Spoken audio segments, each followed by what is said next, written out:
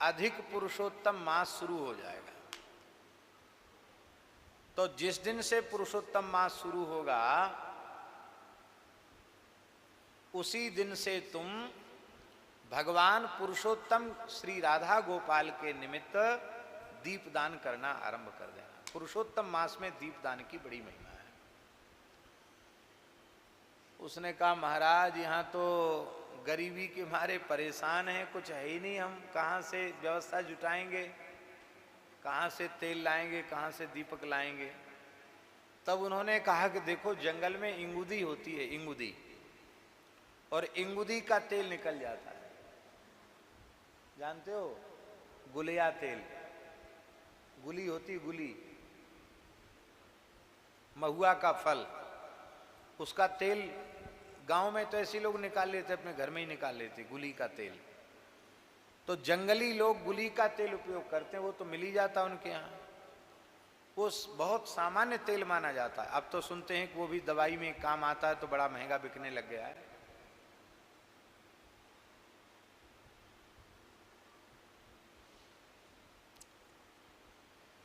तो उस तेल से ही दीपक जला देना थोड़ी देर के लिए भगवान के निमित्त। इस सरोवर में स्नान करके पवित्र होकर के 1 महीने तक सूर्यास्त के समय, सूर्यास्त हो जाने के बाद संध्या के समय दीपदान करना। देखो उत्तम पक्ष तो है कि वेद लक्षणा गाय के घी का ही दीपक हो। मान लो गाय के घी की उपलब्धता न हो तो तिल के तेल का दीपक हो, सरसों के तेल का दीपक हो, वो भी उपलब्धता न हो तो जंगली इंगुदी का तेल ही मिल जाए। पर दीपक इस महीने में मत समझ लेना कि भैया घी तो इतना महंगा आता है, वो भी वेद लक्षणा भारतीय गाय का घी तो मिलना मुश्किल है, तो अच्छा है सस्ता कौन सा आता है, जो तेल एकदम सस्ता से सस्ता आता हो उसी का जलाएंगे। तो कंजूसों को कुछ नहीं मिलता है।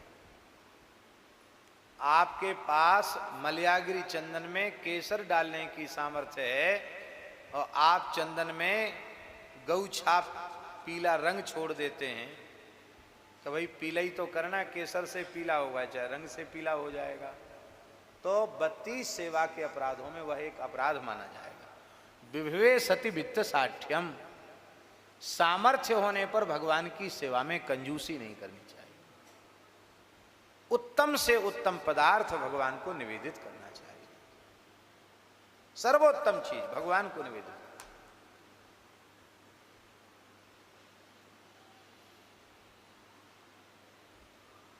कहने की आवश्यकता नहीं है, लेकिन यदि साल भर का खर्च जोड़ा जाए तो हम लोगों के यहाँ लाखों रुपए का केसर खत्म हो जाता है।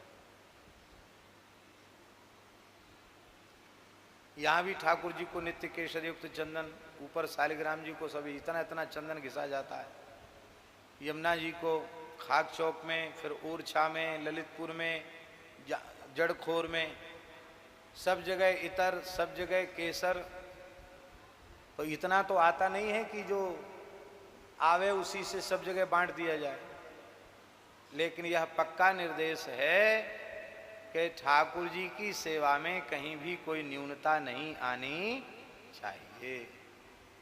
इत्र भी भगवान के लिए है, चंदन भी बढ़िया 30-35 हजार रुपए किलो वाला चंदन दक्षिण भारत से। जहां तक अपनी थोड़ी भी, हमारी क्या सामर्थ्य तो ठाकुर जी की है, तो ठाकुर जी की फिर भी हम आपको निवेदन करें, हमारे मन में फिर भी जैसा संतोष होना चाहिए वैसा संतोष नहीं, और बढ़िया से बढ़िया सेवा करना चाहते हैं।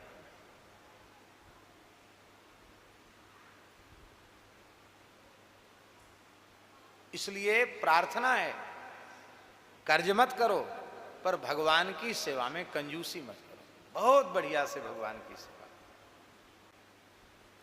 तो ये बात हमने इसलिए कही कि जो घी से दीपदान कर सकते हैं उनको घी से ही करना चाहिए, इसलिए मैंने कहा। इसलिए महाराज जी लिखा है कि रमा वृद्धि करम नृणाम, दीपदान से लक्ष्मी वृद्धि होती है। और विधि पूर्वक पुरुषोत्तम मास पर्यंत दीपदान कर दिया जाए तब तो क्या कहना है। वेदोक्त जितने कर्म हैं, वेदोक्त जितने दान हैं, वो सबका पुण्य एक साथ मिला दिया जाए और पुरुषोत्तम मास में एक बार श्रद्धा पूर्वक दीपदान कर दिया जाए तो पुरुषोत्तम मास के दीपदान के 16वें अंश की बराबरी वे सारे शुभ कर्म दान पुण्य आदि मिलकर नहीं कर सकते। इतनी महिमा इस महीने में दीपदान की है। संपूर्ण तीर्थों में स्नान कर ले, संपूर्ण शास्त्रों का मूल पारायण कर ले तो भी पुरुषोत्तम दीपस्य कलाम नारहंति षोडशी, पुरुषोत्तम मास में दीपदान की 16वीं कला की बराबरी नहीं होगी। बोलो भक्तवत्सल भगवान की। तो शाम को दीपदान अवश्य करना चाहिए, हो सके तो सभी लोगों को दीपदान। यहाँ तो यमुना जी कर आओ, गोपेश्वर कर आओ, पीपल के नीचे कर दो, कहीं कर दो, मलुकदास जी की समाधि के निकट कर दो, क्योंकि सर्वत्र भगवान विराजमान है, ब्रजभूमि है, दीपदान अवश्य करना चाहिए। बोलो भक्तवत्सल भगवान की जय। अब दृढ़धन्वा और महर्षि वाल्मीकि का संवाद चल रहा है। तो दृढ़धन्वा ने कहा कि महाराज एक बात और बता दीजिए आप। क्या? बोले आपने पुरुषोत्तम मास में क्या खाना चाहिए, क्या नहीं खाना चाहिए, कैसे पूजा करना चाहिए, दीपदान करना, सारी बात बता दी। इस महीने का उद्यापन कैसे करना चाहिए, व्रत की संपूर्ण फल प्राप्ति के लिए उद्यापन की विधि है, उद्यापन कैसे करना चाहिए। तो आप कृपा करके उद्यापन की विधि बतावें। तो अभी शुक्ल पक्ष चल रहा है पुरुषोत्तम मास का, अब कृष्ण पक्ष शुरू होगा। तो कृष्ण पक्ष की चतुर्दशी को अथवा नवमी को अथवा अष्टमी को उद्यापन करना चाहिए। 30 ब्राह्मणों को निमंत्रित करना चाहिए, सपत्नीक ब्राह्मण होने चाहिए, सदाचारी होने चाहिए और अवैष्णव नहीं होने चाहिए। ऊर्ध्वपुंड्र और तुलसी से युक्त 30 ब्राह्मण जोड़े को आमंत्रित करना चाहिए। बोले भैया ये तो बहुत लंबी लिस्ट बता दी, 30 ब्राह्मण सपत्नीक 60 हो गए कि नहीं, एक एक उनकी गृहिणी हो गई, लक्ष्मी जी हो गई, तो 60 हो गए।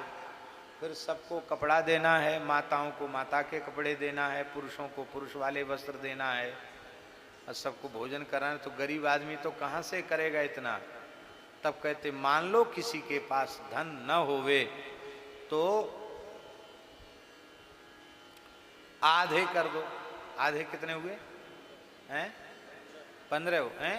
15, हाँ 15 तो नहीं हुए, माने 30 थे ना, 15 जोड़ी हो गए, हाँ 30 हो गए। पहले 60 हो रहे थे ना, 30 हो गए। उससे भी वैसे भी आपकी सामर्थ्य ना हो तो अंत में कह दिया कि 7 ब्राह्मण, तो 14 हो गए सपत्नी। वो 7 नहीं तो 5 होने से 10 हो गए सपत्नी। इनको निमंत्रण करें और 8 सेर चावल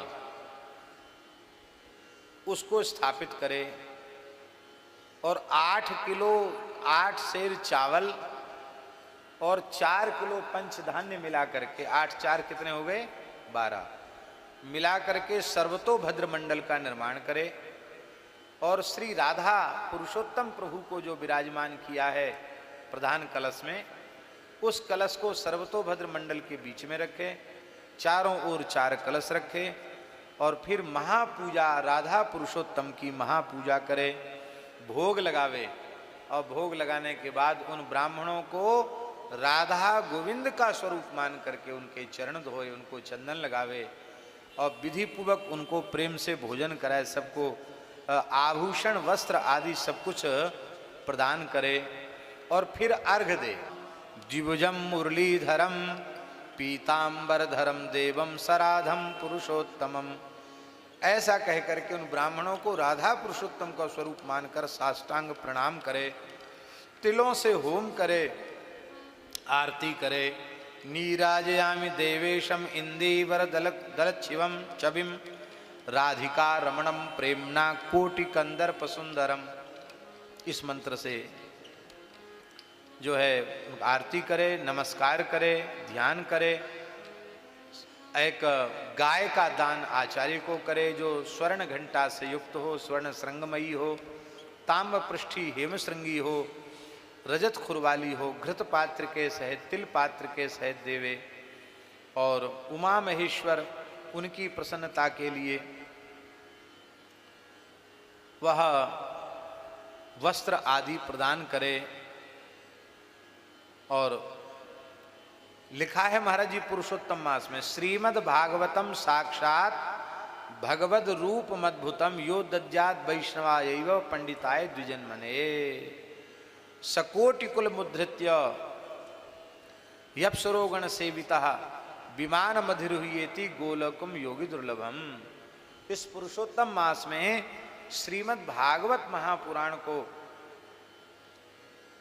सुंदर वस्त्र से आविष्टित करके पूजन करके किसी वैष्णव विप्र को दान करे तो वह गोलोक की प्राप्ति उसे निश्चित हो जाएगी। ऐसी श्रीमद् भागवत पुराण के दान की बड़ी महिमा इस पुरुषोत्तम महात्म्य में लिखी है। एक वैष्णव ने अभी परासौली में 100 ब्रजवासी ब्राह्मणों को दिया है भागवत जी।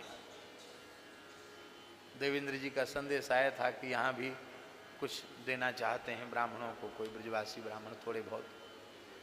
तो देखो लोग कितने श्रद्धावान हैं, कहीं सुन लेते हैं तो वो उसको चाहते हैं कि इसको हम कर सकें। इस प्रकार से ये पुरुषोत्तम मास की सुंदर बात बताई। और महाराज जी कुछ व्यंजनों के नाम भी लिखे हैं, वो हम नहीं बोलेंगे क्योंकि बहुत से लोगों के मुंह में पानी आ जाएगा। इतने सुंदर सुंदर व्यंजन लिखे हैं, इसका मतलब है खूब चकाचक खीर, मालपुआ, रबड़ी, मलाई, जो भी बढ़िया से बढ़िया स्निग्ध रस से स्निग्ध पदार्थ होते हैं उनको बढ़िया से बनाओ। खूब ठाकुर जी को उद्यापन में 56 भोग लगाओ, खूब प्रेम से अन्नकूट बनाओ, राधा गोपाल जी को धराओ और खूब ब्राह्मणों को खिलाओ। फिर सबको खूब बांट करके प्रसाद लो, इसी से सब प्रसन्नता हो जाएगी। हाँ, एक बात और बात कह दें, उन ब्राह्मणों को पुआ देना है, 30-30 पुआ, संपुट बनाकर पुआ देना है। कांसे का बड़ा कटोरा, उसमें 30 पुआ भर दो और जिसकी सामर्थ्य हो तो स्वर्ण या रजत उसमें दक्षिणा के रूप में रखो और ऊपर से एक कटोरा कांसे का ऊपर से उसको लपेट दो और उस प्रकार से पुआ का संपुट बना करके, कांसे का संपुट बना करके पुआ दान करो। कथा के बीच में कहना चाहिए कि नहीं कहना चाहिए, हमारे जहाँ हमारे शरीर का जन्म हुआ वहाँ हाथी आया घूमने के लिए। हाथी आ जाते हैं गांव में, मांगते हैं, हाथी बाबा लेके डोलते हैं, तो हाथी आया। तो हाथी वाले को पैसा दो तो वो बच्चों को हाथी पे थोड़ी देर के लिए बिठा देता। तो हमारे शरीर के पिताजी की बुआ थी, 4 बाबा थे, उनकी एक ही बहन थी, बड़ी पवित्र आत्मा थी, महान भक्त थी और हमें सबसे ज्यादा स्नेह उन्हीं का मिला। सैकड़ों पद याद थे, सैकड़ों पद, अष्टछाप के, कबीर दासी, तुलसीदासी, सूरदासी, मीराबाई, पर वो इधर वाले पदों को भी बुंदेली में बोलती थी। मलुकदासी के पद भी गाती थी। जैसे मलुकदासी का पद है, भजन नहीं बनता मन सैलानी, ये मलुकदासी का पद है, उनकी वाणी का पद है। और वो कहती थी, भजन तो बनत नैया मन सहलानी हो। अब ये बुंदेली हो गया, तो उसको अपनी भाषा में गाती थी और इतनी तीव्र स्मृति थी कि माने पूरे क्रमशः संपूर्ण भागवत उनको, पूरी कथा याद, शिव पुराण, तमाम पुराण, महाभारत, पता नहीं कैसी मेधा थी उनकी। और बचपन में उन जमानों में बहुत छोटी अवस्था में विवाह हो जाते थे। छोटी अवस्था में विवाह हो गया था एक पुत्री का जन्म हुआ, उसके बाद पति उनके दिवंगत हो गए। जिस परिवार में विवाह हुआ था वो परिवार उस जमाने का करोड़पति था। इतने बड़े परिवार में 4 भाइयों में 1 बहन, और कोई कमी थी नहीं, इसलिए खूब अच्छे से अच्छा किया गया। लेकिन वो घर में रजोगुण का वातावरण था, धनाढ्य परिवार था। उन्होंने कहा हम अपने भैयों के पास, अपने पिता के पास जाके रहेंगी, क्योंकि वहाँ का वातावरण पवित्र है। अपनी छोटी सी कन्या को लेके वो यहाँ आ गई। और आज तो सरकारी कानून बन गया बेटी को संपत्ति देने का, उस जमाने में कानून नहीं था। आज से लगभग ज़्यादा नहीं तो कम से कम 90 वर्ष से भी अधिक पुरानी बात होगी। 90 वर्ष से कम पुरानी बात नहीं होगी। उस समय बाबा के पिताजी ने अपनी संपत्ति के 5 हिस्से किए। 4 पुत्र थे, 1 हिस्सा अपनी पुत्री को दिया। सोना चांदी जमीन सब चीज दी। बोले ये हमारे मरने के बाद किसी के आश्रित नहीं रहनी चाहिए। फिर वो हमारे शरीर के बाबा के पास ही रही, सबसे बड़ी थी आयु में। तो वो पूज्य थी, इसलिए घर में भी पुरुषोत्तम मास होता तो उनको लोग जीजी कहते थे, उनको लोग पुआ देते थे। उन पे बड़े पुआ इकट्ठे हरे। पुरुषोत्तम का महीना था, उद्यापन भया, बड़े पुआ इकट्ठे हरे। तो जीजी ने कहा तुम क्यों रो रहे हो? हमने कहा हमको हाथी पे बैठना है। अरे हाथी पे बैठना, ये तो कोई बड़ी बात है, हमारे पास तो बहुत पुआ रखे हैं। हाथी वाले को बुलाया, बोले पूरे गांव में इसको घुमा दो हाथी पे बिठा के, कितने पुआ लोगे? वो तो थोड़े थोड़े पुआ में घुमा रहा था, उनके पास तो बहुत पुआ थे। कम से कम इतने पुआ गिनती नहीं होगी, लेकिन 100 पुआ भी हों तो कोई बड़ी बात नहीं है। वो पुआ मिलते ही तो महाराज वो हाथी वाले तो बड़े खुश हो गए, इतने पुआ मिल गए उनको। उन्होंने बिठाकर पूरे गांव में घुमा दिया। तो वो पुआ की बात हमको अभी भी बचपन की कई बार याद आ जाती है कि पुआ की कृपा से, पुरुषोत्तम मास के पुआ की कृपा से हाथी पे सबसे पहले, जीवन में पहली बार हाथी पर पुरुषोत्तम मास में पुआ की कृपा से बैठे। बोलो वृंदावन बिहारी लाल की जय। पुआ ऐसे होते हैं महाराज, पुरुषोत्तम मास के पुआ। तो ये पुआ सब ब्राह्मणों को दे करके दक्षिणा में देना चाहिए। बोलो भक्तवत्सल भगवान की जय। इससे गोलोक बिहारी भगवान श्री कृष्ण प्रसन्न होते हैं। और क्या क्या देना चाहिए ये सब बड़ी लंबी चौड़ी सूची कही गई है, और भगवान के महात्म्य का वर्णन है, और पातिव्रत धर्म के महात्म्य का वर्णन है। बोलो भक्तवत्सल भगवान की जय। और इस प्रकार से ये सब करके चित्रधन्वा चित्रबाहु बड़े प्रसन्न भये। उन्होंने कहा बताओ अनजाने में हमसे हो गया, उसका ये पुण्य है। अब तो पुरुषोत्तम मास आने वाला है। तो महाराज जी लिखा है कि वे इतने प्रभावित हो गए कि पुरुषोत्तम मास का व्रत करके पत्नी के सहित वे जंगल में चले गए और कठोर तपस्या में भजन में लग गए।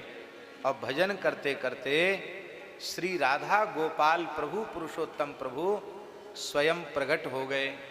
उनका दर्शन करके चित्रबाहु धन्य हो गए। पत्नी के सहित चरणों में प्रणाम किया और भगवान ने कहा कि तुम मांग लो, तुम्हारे ऊपर हम बड़े प्रसन्न हैं। तब उन्होंने कहा कि प्रभु संसार की वस्तुएं सबकी सब नाशवान हैं, व्यर्थ हैं, वो आप ही मिल गए तो अब हमको चाहिए क्या? अब तो सदा सर्वदा के लिए अपने धाम में हमको बसा लीजिए। बस ठाकुर जी ने कृपा की और वे पत्नी के सहित अपने देह को ऐसे त्याग कर जैसे हाथी के गले से माला गिर जाए, और दिव्य विमान में बैठकर राधा गोलोक बिहारी के साथ ही गोलोक धाम चले गए। बोलो भक्तवत्सल भगवान की जय। और भी तमाम बातें हैं, पर यही हम पुरुषोत्तम मास के महात्म्य को संक्षिप्त रीति से सुना करके संपन्न करते हैं। श्री राम जय जय जय राम, श्री राम जय राम जय जय राम, श्री राम जय राम जय जय राम, श्री राम जय राम जय जय राम, सीताराम जय सीताराम, सीताराम जय सीताराम, राधे श्याम जय राधे श्याम, राधे श्याम जय राधे श्याम, जय रघुनंदन जय सिया राम, जय रघुनंदन जय सिया राम, जानकी वल्लभ सीताराम, जानकी वल्लभ सीताराम, कमला विनीरा मिथिला धाम, कमला विनीरा मिथिला धाम, अवध सरयू सीताराम, अवध सरयू सीताराम, श्री राम जय राम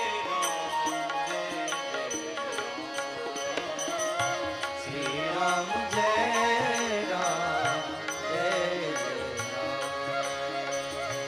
श्री राम जय राम जय जय राम, श्री राम जय राम जय जय राम, श्री राम जय राम जय जय राम, श्री राम जय राम जय जय राम, श्री राम जय राम जय जय राम, श्री राम जय राम जय जय राम।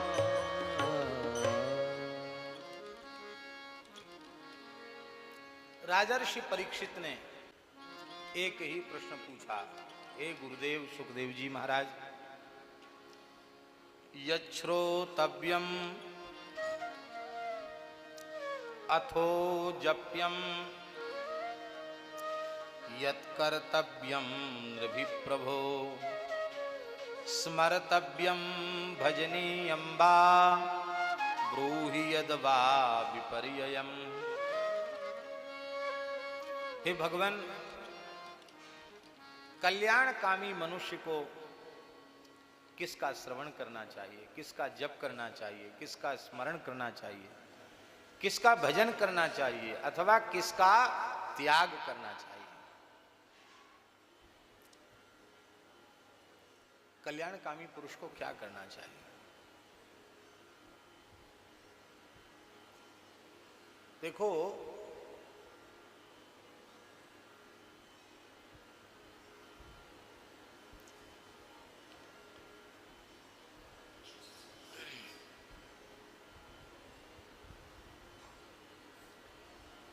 भक्ति है क्या? भक्ति का स्वरूप क्या है? भज धातु से तिन प्रत्यय करके भक्ति शब्द निष्पन्न होता है। भक्ति की सरल परिभाषा है ऋषिकेश सेवनम भक्ति रुच्यते।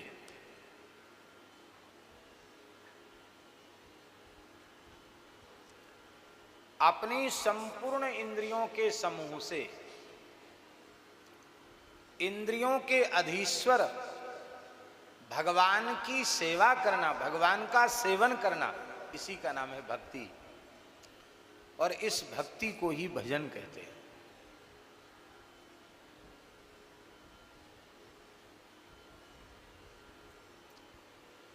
सब इंद्रियों का अलग अलग भजन है। कीर्तन करना, नाम जप करना, ये जिह्वा का भजन है, पूरे शरीर का भजन नहीं है।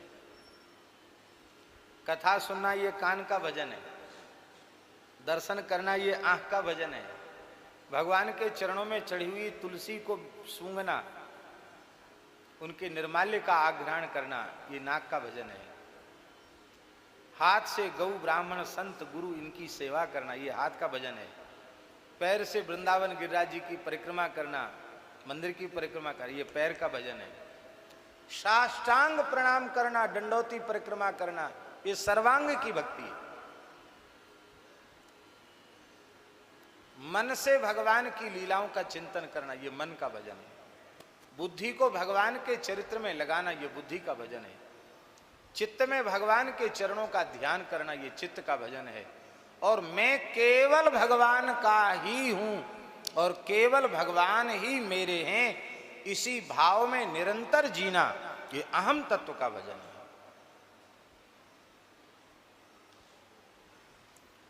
शरीर अन्नादि से चलता है।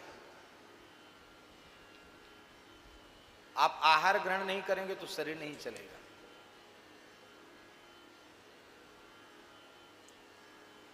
आहार में कितनी भी सावधानी रखो दोष रहते हैं। किसान का अन्न बहुत पवित्र माना जाता है, ठीक है। आपको पता नहीं है खेती करने में कितने जीवों की हिंसा होती है, हल चलाने में। और इस समय की खेती तो बहुत भारी हिंसा वाली है। कीटनाशक का जो छिड़काव होता है, करोड़ों की संख्या में जीव मारे जाते कीटनाशक के छिड़काव में, करोड़ों की संख्या में। ऐसे ऐसे छिड़काव आ गए हैं, रासायनिक छिड़काव, खरपतवार तक नष्ट हो जाते हैं, खरपतवार पैदा ही नहीं होते।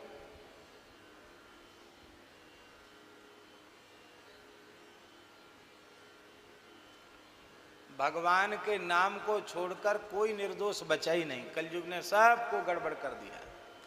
केवल भगवान नाम ऐसा है जो सर्वथा निर्दोष है। सब चीज में गड़बड़ी आ गई। अब समस्या है, हम लोग कलयुगी प्राणी हैं, बिना अन्न के रह नहीं सकते। ठाकुर जी की सेवा है, भोग राग है, संत सेवा है, अतिथि सत्कार, कुछ करना तो पड़ेगा कि नहीं। तो अन्न के उपार्जन में, अन्न की प्राप्ति में जो दोष होते हैं, वह दोष अन्न के साथ ही रह जाते हैं। फिर अन्न जिसने दिया उसकी भी कोई ना कोई कामना रहती है, तो कामना का दोष भी इसमें रहता है। फिर उसके दुष्कृत भी उसमें रहते हैं। और अन्न अपरिहार्य चीज है। कलौ अन्नगत प्राणा, कलयुग में प्राण अन्नगत हैं, लेना पड़ेगा। तो अन्न का दुष्प्रभाव हमारे चित्त पर न पड़े और हम ईमानदारी से भजन कर सकें, इसके लिए शरीर से सेवा करते हुए भगवान का स्मरण करना ये भजन है। ये दोनों का मिला जुला स्वरूप है, अलग अलग इसको नहीं किया जा सकता। अब समस्या क्या है कि शरीर से हम बिल्कुल सेवा नहीं करना चाहते हैं, केवल हमने जीव को हिलाना ही भजन मान लिया। वो है तो सही भजन, पर जिह्वा का भजन है वो। कान का भजन कथा सुनना है, नाक का, आंख का भजन दर्शन करना है। इसलिए सभी इंद्रियों को भगवान के भजन में लगाना चाहिए। ये बात क्या करना चाहिए। राजर्षि परीक्षित प्रसन्न भये, शुकदेव जी महाराज प्रसन्न भये और उन्होंने कहा, श्री शुक उवाच बरीया नेशते प्रश्न कृतो लोकहितं नृप आत्मविद सम्मतः पुंसाम श्रोतव्यादिषु यः परः। हे राजन, तुम्हारे प्रश्न में सारे संसार का हित समाया हुआ है। आत्मज्ञानी पुरुष ऐसे प्रश्नों का बड़ा भारी आदर करते हैं। हे राजन, कहने सुनने की हजारों बातें हैं, पर वे केवल कहने सुनने तक सीमित रह जाती हैं। संसार के लोग कुछ करना तो चाहते नहीं। ग्रहासक्त विषयासक्त प्राणी, उनका सारा जीवन सारा समय प्रमाद में ही नष्ट हो जाता है। निद्रया ह्रियते नक्तम व्यवायेन च बावयः दिवाचार्थे है आराजन कुटुंब भरणेन वा। रात्रि का सारा समय सोने में नष्ट हो जाता है अथवा भोग में नष्ट हो जाता है। धन कमाने की अभिलाषा में दिन नष्ट हो जाता है और बचा खुचा समय कुटुंब के भरण पोषण में चला जाता है। शरीर, संतान, स्त्री पुत्र आदि संसार की जितनी वस्तुएं हैं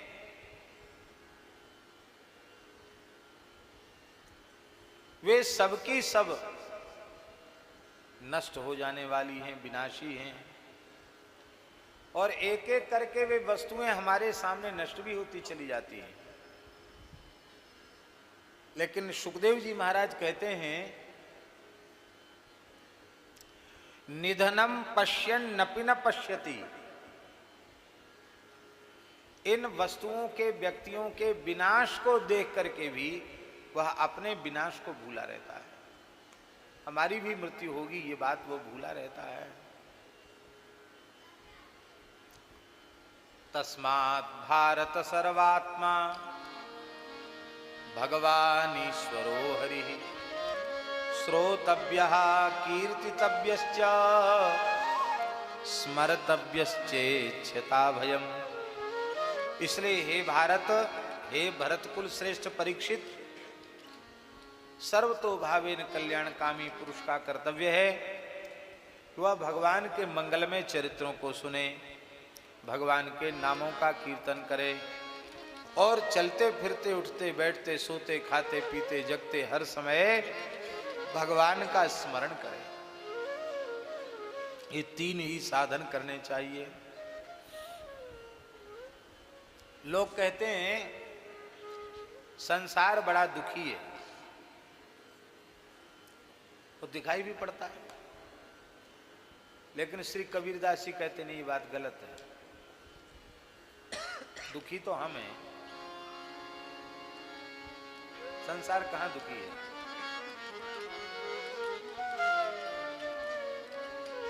सुखिया सब संसार है,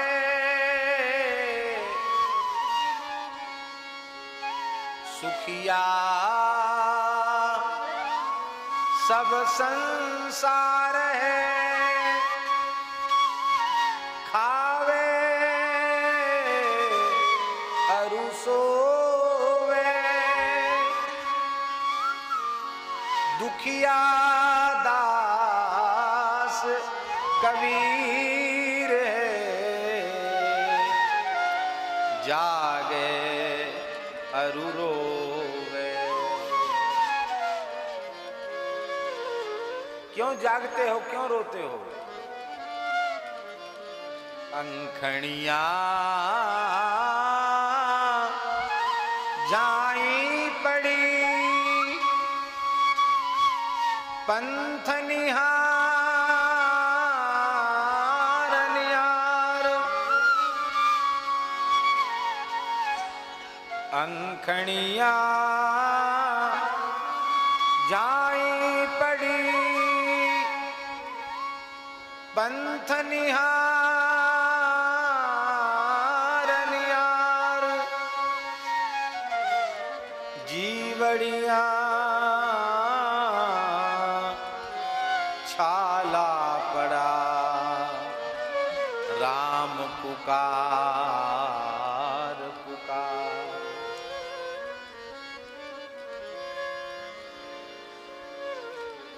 क्यों रोते हैं आप इतना? श्री कबीरदास जी ने कहा, हंसी हंसी कंत न पाइए, जिन पाया तिन रोए। जो हंस के पिय पावती, तो सब ही सुहागिनी।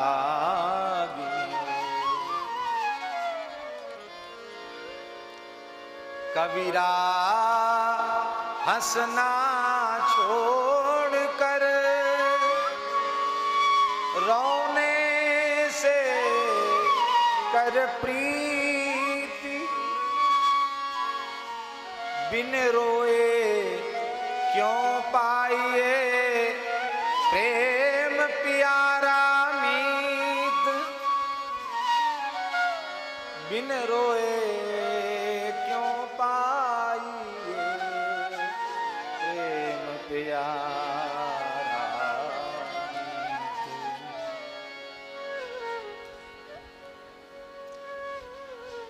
पर भगवत दर्शन की व्याकुलता से बड़ा कोई सुख भी नहीं है। आहा,